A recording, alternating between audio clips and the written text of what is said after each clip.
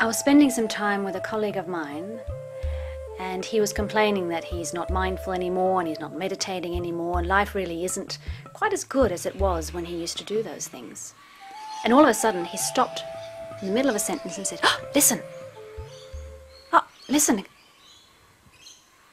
And he was pointing out certain bird sounds. And it made me smile because, of course, right in that moment, he was experiencing part of mindfulness. We all know how to be mindful. Just take a look at the way that children automatically become fully absorbed in the simplest things, without wishing that a single thing was different. We are all born with that. And then life gets in the way, and we lose our ability to just be. Through her company Creative Transformations, Charlotta Torup Owen is on a mission to bring peace, interior freedom and aliveness back into the minds of her clients. You know, I think we have so many demands on us, more than ever before, more than my grandmother experienced. We feel we have to be a perfect partner, a perfect parent, a perfect friend. We have to be a success. We have to have lots of money in the bank, you know, a sizzling sex life. We have to have a fantastic house. We have to look good. But it's really an illusion that we'll ever get there that way, because our mind is always in a state of wanting.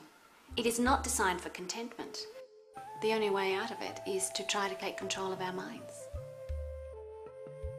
So mindfulness is a way of stepping outside that mind clutter, of reconnecting with ourselves.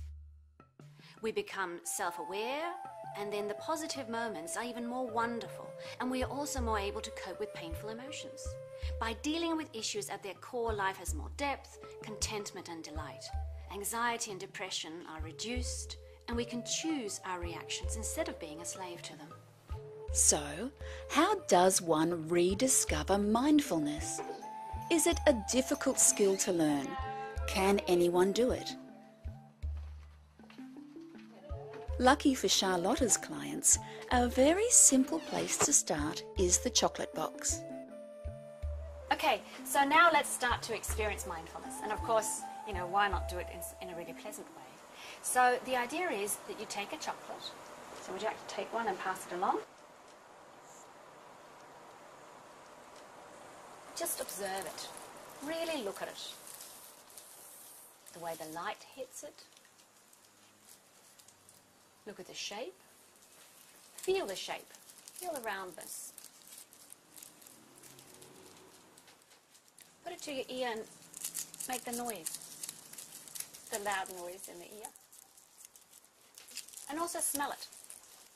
See if you can smell the chocolate through it? You'd like to.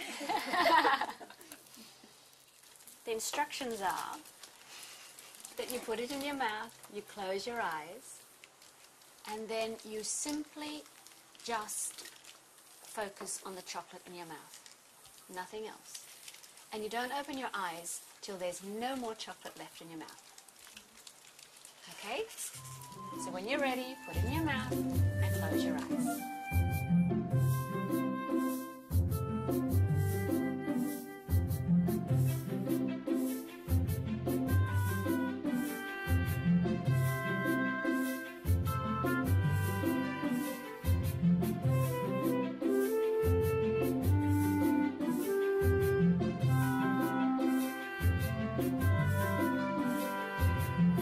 What did you experience? Creaminess, coolness, the taste, the lingering taste. It took a while before it was gone, so you could really get into it. Just I don't like chocolate. So, but the amazing thing was that I think I experienced chocolate, whereas I think previously I've eaten it very quickly because I don't like it.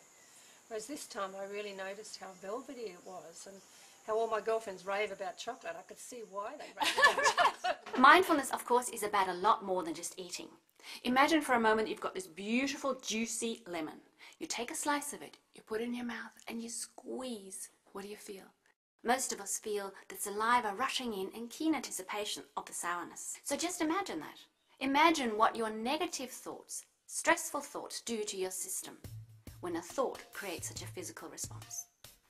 Positive thoughts also create positive responses. Flavour from the top of my tongue to the back of my tongue. This group may not even realise that focusing on the pleasure of chocolate also spills over to a better physical well-being.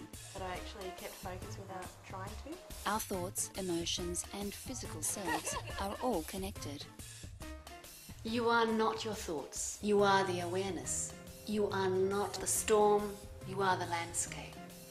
And when we experience pure awareness, we experience bliss.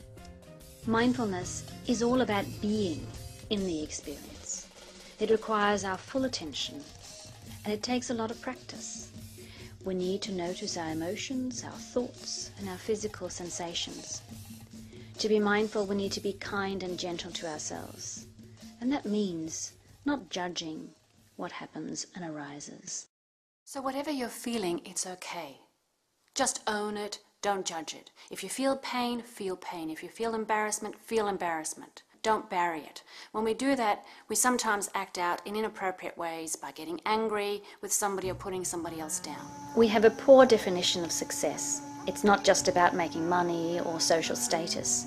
When we're busy in our heads with multitasking, we're not anywhere. We are missing life. We need to be good to ourselves, to be kind to ourselves. We need to sit and just be, rather than be chasing something we think will bring us happiness.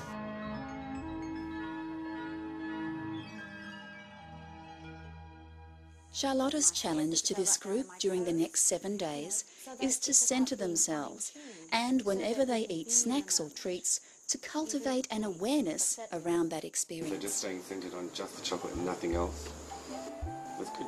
It's the first step towards awareness and a complete brain rewire. So the benefits of mindfulness is about an ability to feel calm, peaceful, and a better sense of self. It's ultimately about interior freedom. Feeling good right now, in the now. What else could we really ask for?